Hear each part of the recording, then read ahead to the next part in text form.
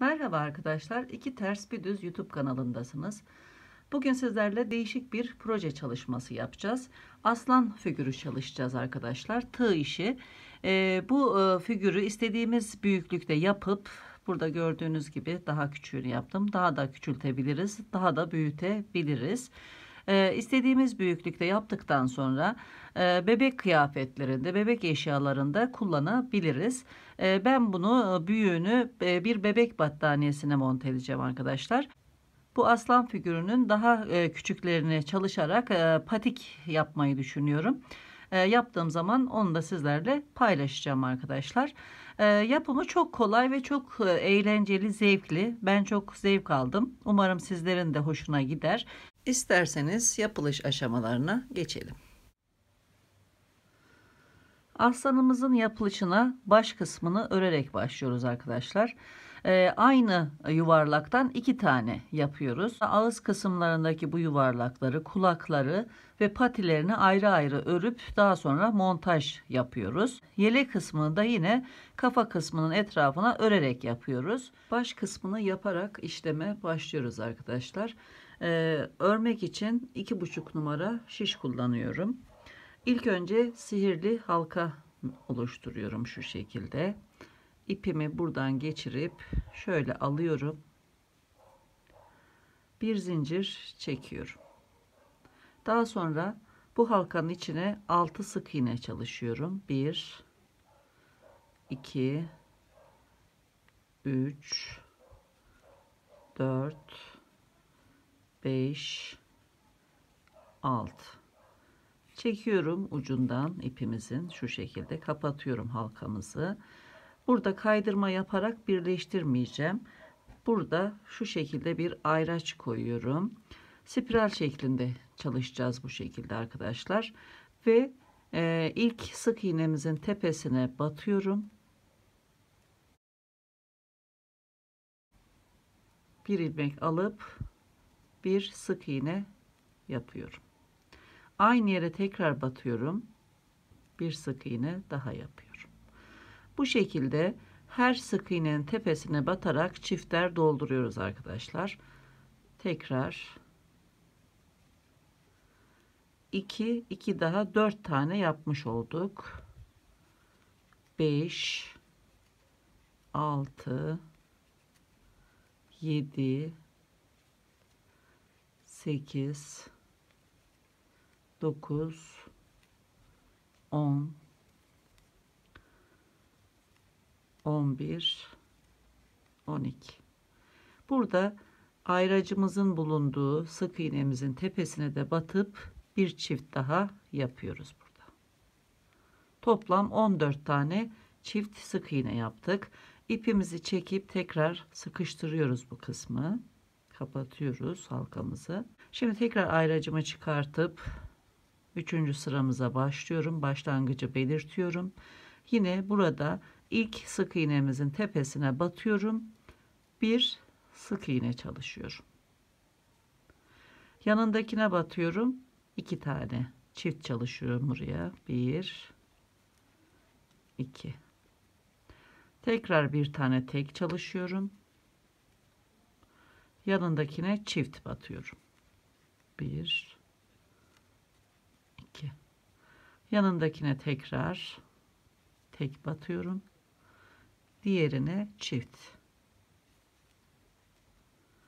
Tek, çift.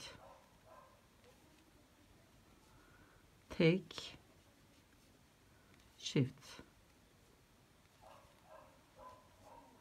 Tek, çift.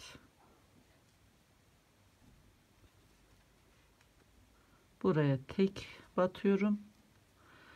Ayracımın tepesindeki sık iğneme de çift batıp tamamlıyorum. Ayracımı tekrar yerleştiriyorum. Diğer sıraya başlıyorum. 4. sıramıza 2 tekle başlıyoruz. 1 2. Şimdi çift. 1 2 tek. çift. Sıramızın sonuna kadar bu şekilde devam ediyoruz. Buraya çift çalışıyorum. 1 2. Tekrar ayracımı yerine yerleştiriyorum ve ilk sıramızın ilk sık iğnesini yapıyorum. 1 2 3. 3 tek yaptık. Şimdi çift yapıyoruz aynı yere batarak. 1 2 çift çalıştık. Şimdi 1 2 3 tek çalışıyoruz. 1 2 3. Şimdi buraya çift batıyoruz. 1 aynı yere batıp ikinci sık iğnemizi yapıyoruz. Bu sıramızda bu şekilde çalışıyoruz. 1 2 3 tek çalıştık. Ayracımızın olduğu sık iğnemizin üzerine batıp çiftli çalışıyoruz. 1 2. Tekrar ayracımızı yerleştiriyoruz. Şimdi 4 tek bir çift çalışacağız. Sıramızın ilk sık iğnesini tek yapıyoruz. 1 2 3 4. Şimdi çift batıyoruz. 1 2. Tekrar 1 2 3 4 tek çalışıyoruz. 1 2 3 4. Şimdi buraya çift çalışıyoruz. 1 2. Sıramızın sonuna kadar bu şekilde devam ediyoruz. 1 2 3 4 tek çalıştık. Şimdi ipimizin olduğu sık iğneye çift yine çalışıyoruz. 1 2. Ayracımızı tekrar yerleştiriyoruz. Şimdi 1 2 3 4 5 tekli çalışacağız ilk olarak. 1 2 3 4 5. Şimdi çift çalışıyoruz. Aynı yere batıp 1 2. Tekrar 5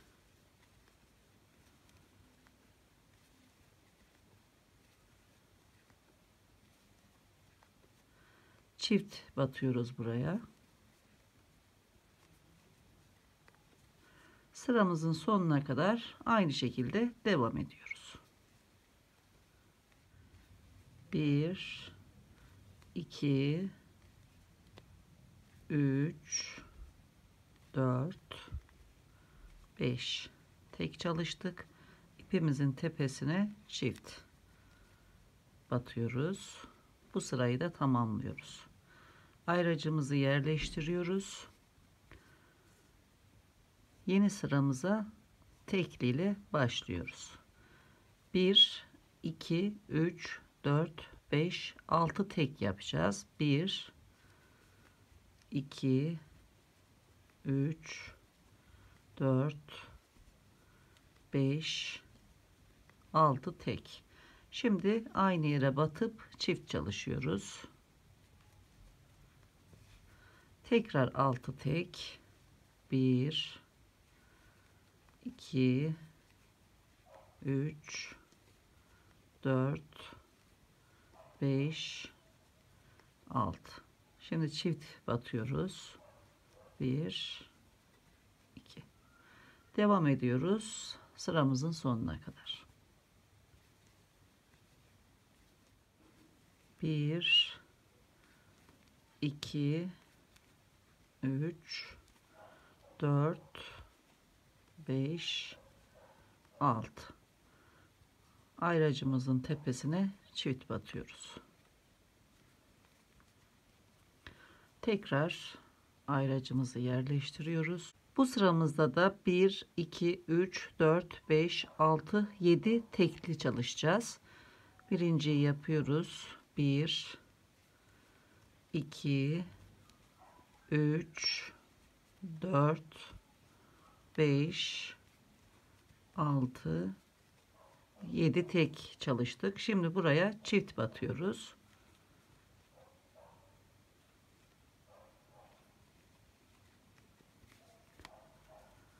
Yine tekrar 1 2 3 4 5 6 7 tane tek çalışıyoruz.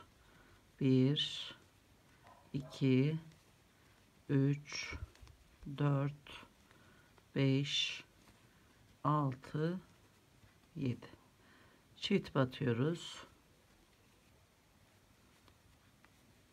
Devamında aynı şekilde devam ettiriyoruz.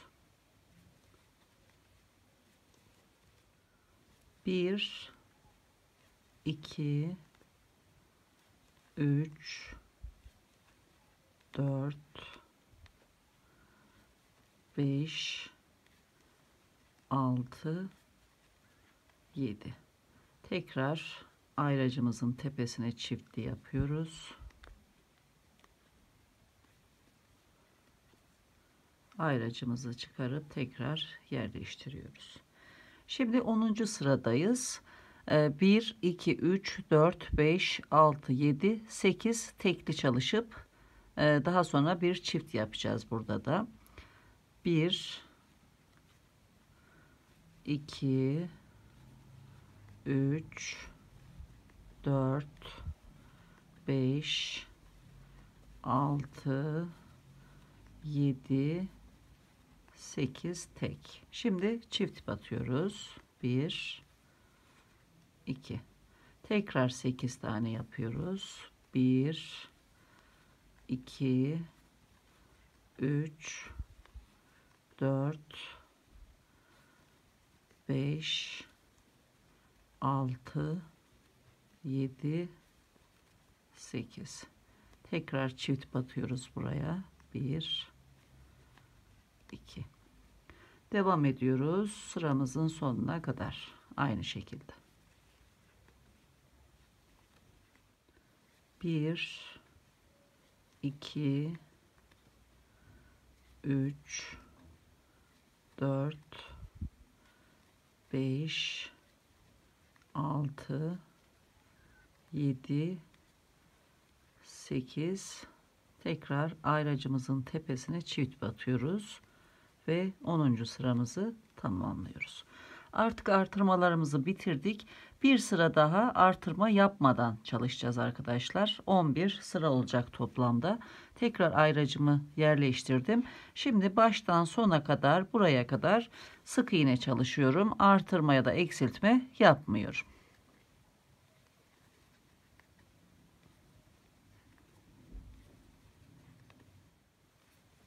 Birinci sıramızı da tamamlayıp aslanımızın başını bitirmiş oluyoruz arkadaşlar. Son ayracımızın olduğu yere batıp bir kaydırma yaparak sonlandırıyoruz. Daha sonra dikmeye yetecek kadar bir miktar ip ayırıp ipimizi kesiyoruz. Şu şekilde içinden geçirip sabitliyoruz. 11 sıra ördük. Toplam 10 sıra artış yaptık. 11. sıramızda da artırma yapmadan sıralarımızı tamamladık arkadaşlar. Bu aslanı istediğiniz büyüklükte yapabilirsiniz. Daha ince ip kullanıp aynı ölçülerde daha küçük bu küçüklükte yapabilirsiniz. Ben bunu biraz daha büyük tuttum. Veya sayılarını azaltarak daha küçük yapabilirsiniz. Daha da büyütebilirsiniz. Kullanacağınız alana göre büyüklüğünü ayarlayabilirsiniz. Ben bunu battaniyede kullanacağım için bu görmüş olduğunuzdan daha büyük bir aslan çalışıyorum arkadaşlar. Şimdi baş kısmını bırakalım. Aynı büyüklükte arka kısmını yapacağız. Arka kısım içinde yine sihirli halka oluşturuyoruz şu şekilde. Bir tane zincir çekiyoruz ve halkamızın içerisine 6 sık iğne yapıyoruz. 2 3 4, 5, 6. İpimizin ucunu çekip halkamızı kapatıyoruz. Buraya yine ip ayracımızı takıyoruz. İlk sık iğnemizin tepesine batıyoruz. Bir sık iğne yapıyoruz. Burası başlangıç yerimiz. Şimdi her sık iğnenin tepesine batarak çifter sık iğne çalışıyoruz. 2, 3, 4, 5, 6, 7, 8, 9, 10, 11, 12. Ayracımızın tepesine de batıp tekrar çift çalışıyoruz. 13, 14. Şimdi 3. sıraya başlıyoruz. Ayracımızı tekrar yerine yerleştiriyoruz. İlk sık iğnemize batıp bir tane sık iğne çalışıyoruz. Şimdi bir tek bir çift, bir tek bir çift çalışacağız. Tek çalıştık. Yine aynen baş kısmında yaptığımız gibi bir çift, bir tek, bir çift. Aynen baş kısmında olduğu gibi bu bölümü de çalışalım ama ipimizi koparmayalım. Kuyruk kısmını yapacağız. Örmeye devam edelim. İkinci dairemizi de bitirdik arkadaşlar. Şimdi ayracımızın olduğu yere tekrar batıyorum. Çıkartıyorum ayracımı. Buradan bir ilmek alıp kaydırıyorum ve sıramı tamamlıyorum. Şimdi kuyruk kısmını yapacağız. Bunun için son ilmeğimizi şu şekilde uzatıyoruz. Daha sonra örgü ipimizle birlikte bu ilmeğimizi de alıyoruz. 3 kat oluyor gördüğünüz gibi. Şu şekilde parmağımıza doluyoruz. Son batmış olduğumuz yere tekrar batıyoruz ve buradan bir ilmek alıp düzeltiyoruz. Ve örmeye başlıyoruz. 1, 2, 3, 4, 5,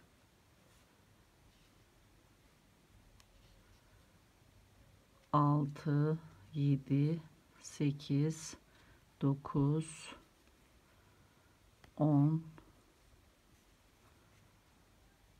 11, 12, 13 zincir çektim. Bu kadar yeterli. Tekrar şu şekilde çıkartıyorum içinden ipimi ve buradan kesiyorum. Bu kısmı da şöyle çıkarak sabitliyorum. Bu kısma daha sonra püskül yapacağız. Kuyruk kısmında yaptık şu şekilde. Şimdi sıra geldi bu bölümü yapmaya arkadaşlar. Kırık beyaz ip kullanıyorum. Siz krem kullanabilirsiniz, beyaz kullanabilirsiniz. İsteğinize kalmış. Bir tanesini ben çalıştım. İkinciyi de birlikte çalışacağız. Yine bir sihirli halka yapıyorum. Ve halkamızın içerisine bir zincir çektikten sonra 6 tane sık iğne çalışıyorum. 1,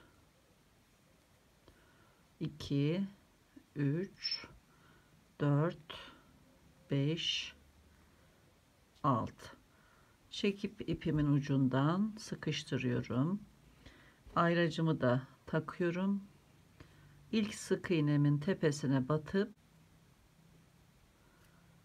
bir sık iğne çalışıyorum. Aynı yere tekrar batıp bir tane daha yapıyorum. Şimdi her sık iğnenin tepesine çifter batıyorum. 4 tane oldu. 5, 6, 7, 8, 9, 10, 11, 12. Ayracımın bulunduğu Yere de batıp buraya da çift çalışıyorum. Toplam 14 sık iğne çalıştım. Tekrar ayracımı yerine takıyorum. Şimdi bir tek bir çift çalışıyorum bu sırada.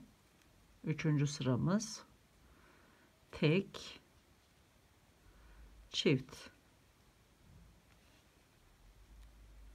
tek çift. Bu şekilde sıramızın sonuna kadar gidelim. Tek, ayracımın tepesine de batıyorum, şu kısma çift yapıyorum. Yeni bir sıraya başlıyorum. Dördüncü sıramıza. Dördüncü sıramızda bütün ilmeklerimizi birer kez batarak artırma yapmadan sık iğne çalışıyoruz arkadaşlar. Sonuna kadar gidelim.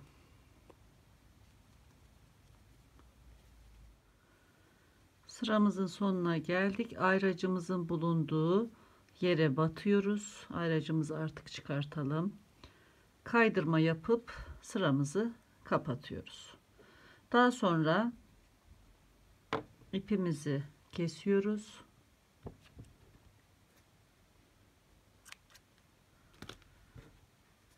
Dikecek kadar ayırdım.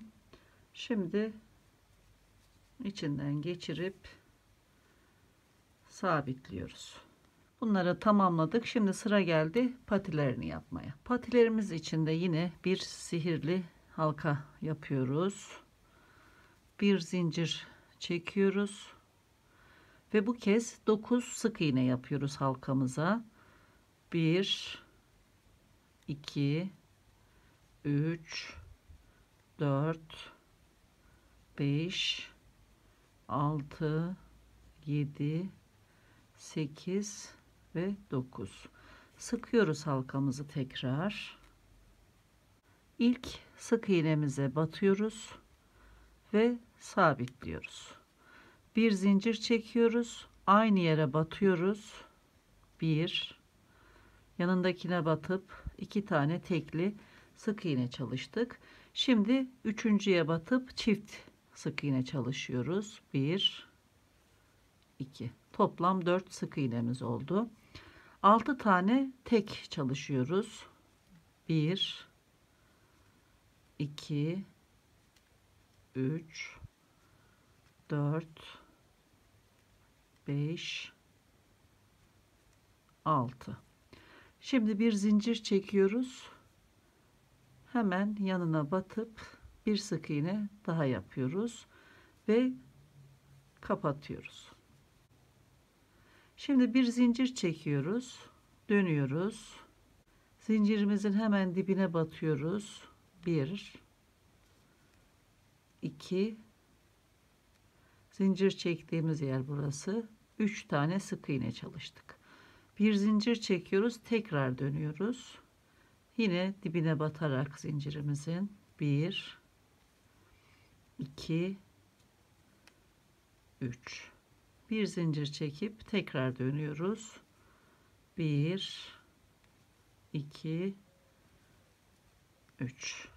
Birinci patimizi bitirdik. Yine dikmek için bir miktar ip ayırıyoruz ve kesiyoruz.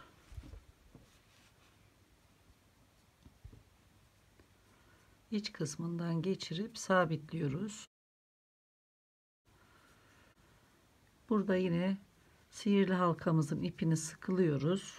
Daha sonra bir tığ yardımıyla şu şekilde çekiyoruz. Önce sabitliyoruz açılmasın diye. Sonra yine şu ilmeklerin arasından ipimizi geçirerek temizliyoruz. Sıra geldi kulakları arkadaşlar. Bunun için turuncuya çalan kahverengi ipimizle bir sihirli halka daha yapıyoruz ve 9 sık iğne çalışıyoruz içerisine. Bir zincir çektikten sonra 1 2 3 4 5 6, 7, 8 ve 9. İpin ucunu çekip şu şekilde kapatıyoruz. İlk sık iğnemize batıyoruz. Buradan sıramızı kapatmak için bir ilmek alıyoruz. Kahverengi ipimizde değil, ilmeklerimizi sarı ipimizle kapatarak sarı ipimize geçiyoruz. Şu şekilde sıkıştıralım. Bir zincir çekiyoruz. Aynı yere batıp ipimizi de araya alıp bir sık iğne. Yanındakine batıyoruz. İkinci sık iğnemizi yapıyoruz. Yanındakine batıp üçüncü sık iğnemizi yapıyoruz. Dördüncüye batıyoruz. Buraya çift sık iğne yapıyoruz. 1, 2. 1, 2, 3, 4, 5 sık iğne çalıştık. Şimdi yanındakine batıp bir tek sık iğne yapıyoruz. 6. oldu. Yanındakine batıyoruz. Buraya da çift çalışıyoruz. 7, 8. Tekrar 1, 2, 3 tane tekli sık iğne çalışıyoruz. 1, 2, 3. Toplamda 11 sık iğne çalışmış olduk arkadaşlar. İlk sık iğnemizin tepesine batıp sıramızı kapatıyoruz ve birinci kulağımızı yapmış oluyoruz. Yine buradan dikmek için bir miktar ip ayırıp kesiyoruz ipimizi ve şu şekilde kapatıyoruz. Burada da sıkıştırıyoruz. İpimizi kesiyoruz. Burada sabitleyip ipleri aralardan geçirip temizliyoruz ve ikinci kulağımızı yapıyoruz arkadaşlar. İkinci kulağımızın da örme işlemini tamamladım arkadaşlar. Şimdi kuyruk kısmının püskülünü yapacağım. Bunun için şu şekilde 1, 2, 3, 4, 5 tane 10 santimetre kadar uzunlukta ip hazırladım. Şu şekilde katladıktan sonra buradan geçirip beşini birden şöyle tekrar oluşturduğum ilmeğin içinden çekiyorum. Daha sonra sıkıyorum şu şekilde. İstediğim uzunlukta püskülümü oluşturuyorum ve şuradan hepsini eşitliyorum.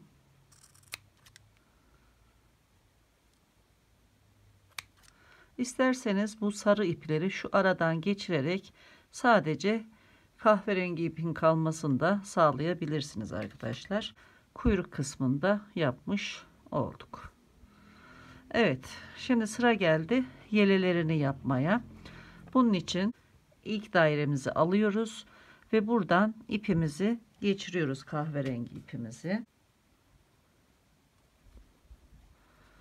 Şu ipimizi arkaya çekelim önce, sarı ipimizi. Dikişte kullanacağımız için kesmiyoruz. Daha sonra aynı yere batıyoruz. Kahverengi ipimizi alıp bir zincir çekiyoruz. Devamında dönüyoruz. Şimdi yelelerini yapıyoruz. Serçe parmağımıza ipimizi doluyoruz. İşaret parmağımızı da şu şekilde tutarak ipimizi ayarlıyoruz. İlk sık iğneye batıyoruz. Buradan tığımızı şu şekilde sağ taraftan batıp ipimizi alıyoruz, diğer taraftan getirip buradan çekiyoruz. Bu arada ayarlıyoruz uzunluğunu, şu şekilde yeterli. Daha sonra şu ipimizle sık iğnemizi tamamlıyoruz. Çıkartıyoruz. Tekrar yanındakine batıyoruz. Sağ taraftan aldık. Bu ipimizi de alıyoruz. Buradan geçiriyoruz. 2 ilmeğimiz oluştu. İpimizin boyunu ayarlıyoruz. İpimizi alıyoruz ve sık iğnemizi tamamlıyoruz. Yine şu şekilde alttan geçiriyoruz parmağımızı. Sık iğnemize batıyoruz. Tığımızı sağ taraftan dolandırıp bu ipimizi alıyoruz. Tekrar 2 ilmeğimiz oldu. İpimizi çekerek ayarlıyoruz ve ilmeklerimizi örüyoruz. Daha sonra parmağımızı çekiyoruz. Yine işaret parmağımızı alttan sokuyoruz. Yanındaki sık iğnemizin tepesine batıyoruz. Sağ taraftan tığımızı dolandırıp ipimizi alıyoruz. Şu şekilde. İp boyunu ayarlıyoruz parmağımıza göre. İpimizi çekip sık iğnemizi tamamlıyoruz. Yine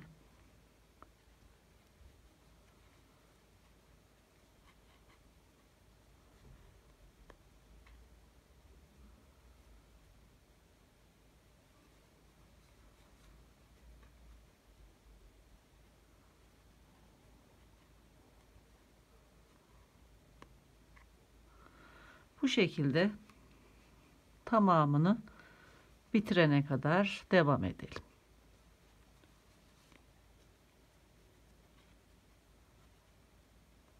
Sıramızı tamamladım arkadaşlar. İlk sık iğnemizin tepesine batıyorum. Kaydırma yaparak sıramı kapatıyorum. Bir sıra çalıştım. Ben ikinci sırayı da çalışacağım arkadaşlar. Siz isterseniz bu şekilde de bitirebilirsiniz. Ama iki sıra yaptığımızda daha yelesi zengin görünüyor. O yüzden ben bir sıra daha çalışacağım bu şekilde. Bir zincir çekiyorum. Aynı yere batıyorum.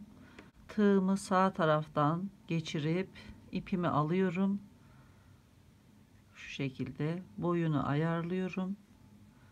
Daha sonra örüyorum. Birinciyi yaptık. Şimdi ikinciyi de aynı şekilde şu kısma batıyorum. İpimi dolayıp çekiyorum. Üçüncüyü yapıyorum aynen. İp ayarını yapıyorum ve sık iğnemi kapatıyorum. Gördüğünüz gibi üst üste geliyor yaptığımız uzun ilmekler. Şimdi devam ettiriyorum. Sıramın sonuna kadar bu şekilde çalışıyorum.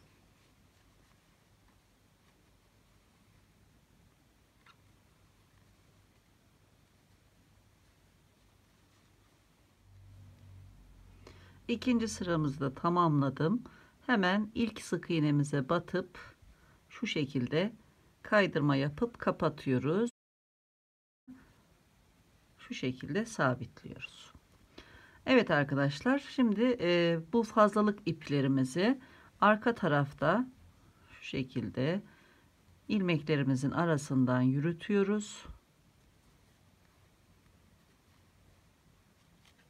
Önce sabitliyoruz. Sihirli halkamızın ipini çekip iyice sıkıştırıyoruz. Daha sonra bir ilmek arasından geçirip önce sabitliyoruz.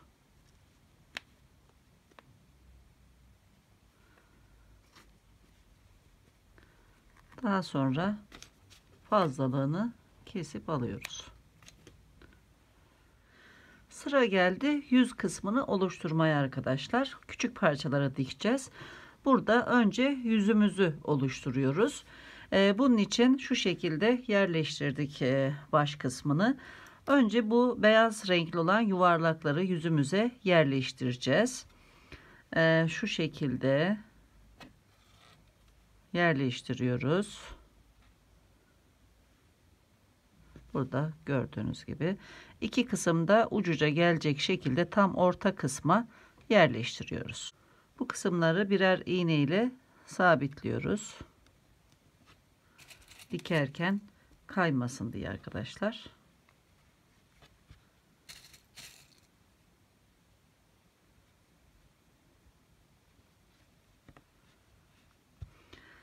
Fazlalık ipimize iğnemizi takıyoruz ve buradan dikmeye başlıyoruz. Bu ayarlamaları yaptıktan sonra dikiyoruz. Alt kısımdan şu şekilde batarak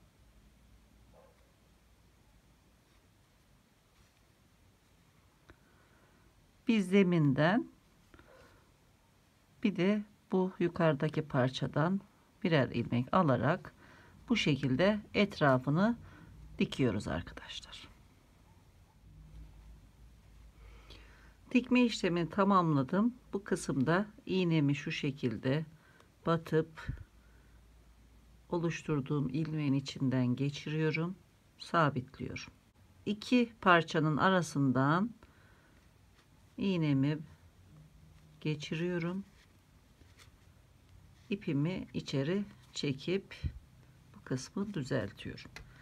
Daha sonra buradan tam dibinden fazlalık ipimi kesip şu şekilde yaptığımda kayboluyor fazlalık ip. Aynı şekilde bu kısmı da iğnemi geçirip dikiyorum. Şimdi sıra geldi gözlere. Birini yaptım ben. Birini de birlikte yapacağız. Bu kısımda sabitledim. Birinci gözümü yaptıktan sonra kafanın üst kısmına çıktım ve şimdi hemen şurada küçük bir dikiş atıyorum şöyle. İğnemin tamamını çıkartmıyorum ve başını dolamaya başlıyorum. 8 kez doluyorum. 1 2 3 4 5 6 7 ve 8. Daha sonra çok sıkmıyorum ve burayı da serbest bırakmıyorum. Burayı tutarken iğnemi içinden geçiriyorum. Burayı serbest bırakmayın, yoksa yukarıda kalır düğüm kısmı. Dibine kadar tutarak şu şekilde dolamış olduğum kısmı sıkıştırıyorum. Hemen dibinden batıyorum. İpimi arkaya çekiyorum. Gördüğünüz gibi ikinci gözümüzü de yapmış olduk. Burada sabitliyorum iğnemle şu şekilde. Sabitledikten sonra ipimi kesiyorum.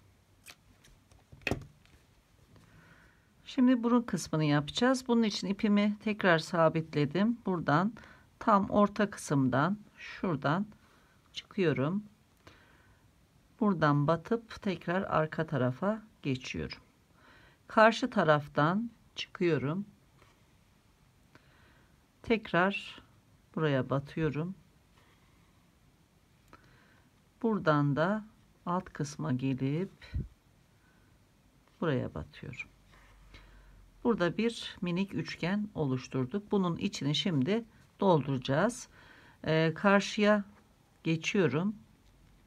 Siyah ipin üstünden şöyle dibinden veya üzerinden görünmeyecek sarı kısım görünmeyecek şekilde batıyorum ve bu şekilde bu kısmı dolduruyorum siyah ipimle.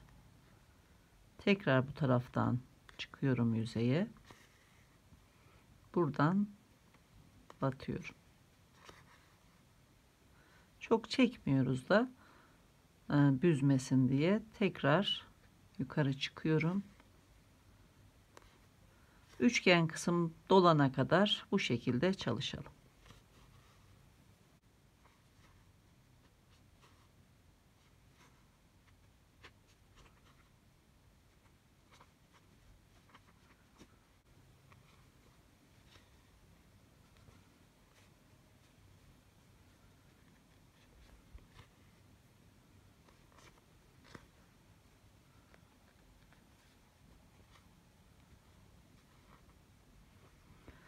Tekrar birer kez üçgenin etrafından gittim.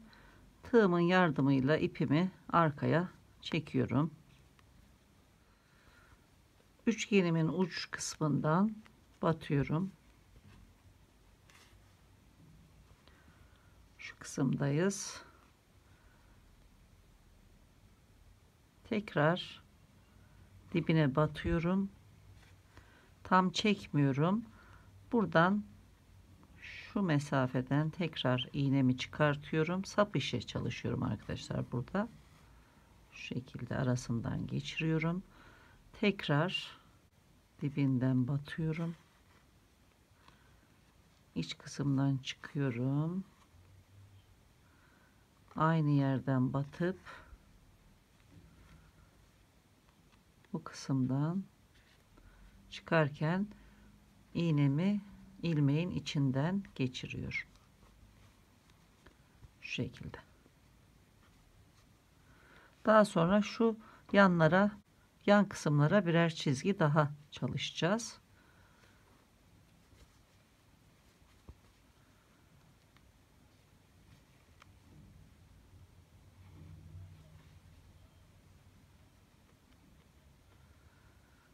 Karşı tarafa tekrar batıp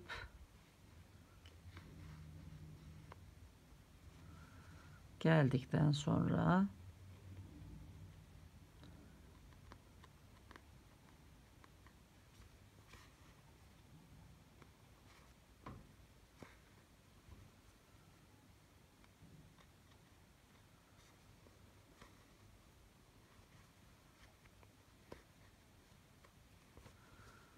bu şekilde ağız kısmında tamamlıyorum. Aslanımızın patisinin birini ben diktim bu kısma. Şimdi ikincisini birlikte yapacağız.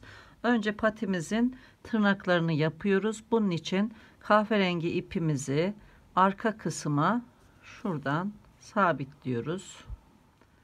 Burada 3 sık iğne çalışmıştık bunu yaparken. Hemen yuvarlak kısımda bu sık iğnelerin dibine batıyorum. Aynı yere tekrar batıyorum. İpimi tam çekmeden şimdi hemen bunun karşılığına denk gelen şu kısma batıp ilmeğimle içinden geçirip bir sap işi yapıyorum arkadaşlar. Şöyle çok sıkmıyorum. Biraz kalın gözüksün diye bu şekilde yaptım. Daha sonra yine hemen buradan küçük bir dikiş atıp aşağıya ipimi çekiyorum. Şimdi tekrar alttan ikinci sık iğnenin karşısına batıyorum.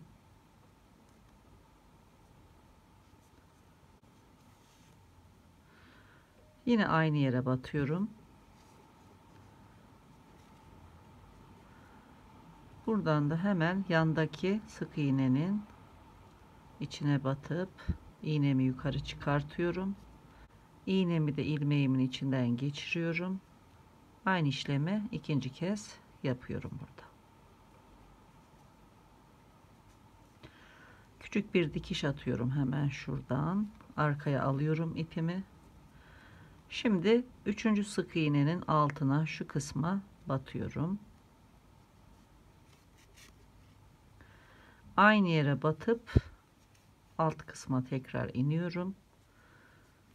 Hemen burada üçüncü sık iğneye batıp ilmeğimin içinden iğnemi geçiriyorum. Şu şekilde tırnağımı yaptıktan sonra aşağıya küçük bir dikiş atıp iniyorum. Tırnakları yaptım. Tekrar arka tarafta ipimi sabitliyorum iğnemin yardımıyla. Kesiyorum.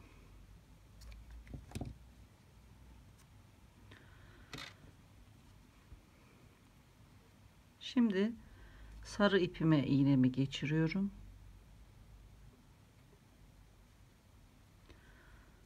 Ve dikiyorum yerine. Şöyle ayarlıyorum önce. Hemen bu yuvarlağın dış kısmında şurada olacak şekilde arkadaşlar. Şöyle şuraya iğneliyorum önce. Tekrar kontrol ediyorum. Uygun. Şimdi buraya dikiyorum.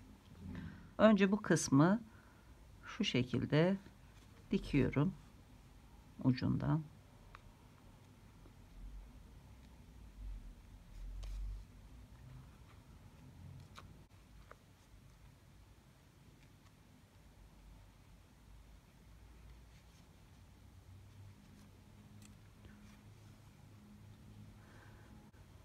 Uç kısma geliyorum. Dönüyorum.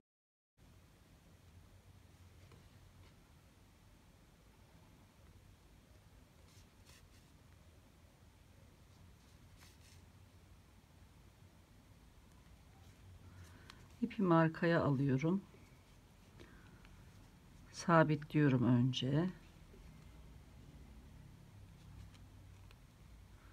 Daha sonra ilmeklerin arasından geçirip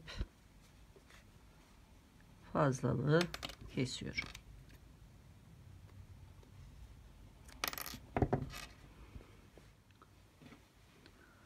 Kulağın birini diktim, birini de birlikte dikiyoruz. Hemen gözümüzün bittiği çapraza şu şekilde, burada da buradan çapraza gidip şuraya dikiyoruz.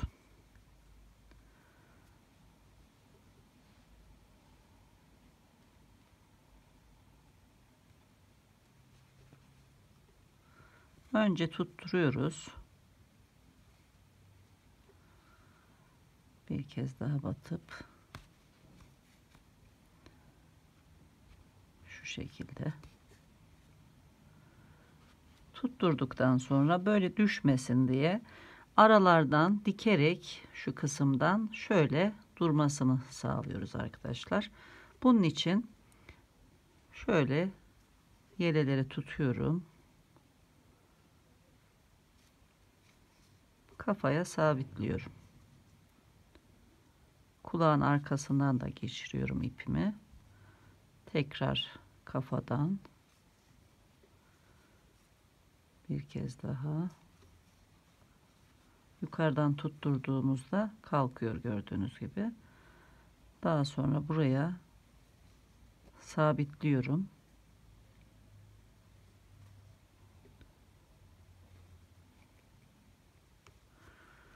Aradan geçiriyorum ipimi.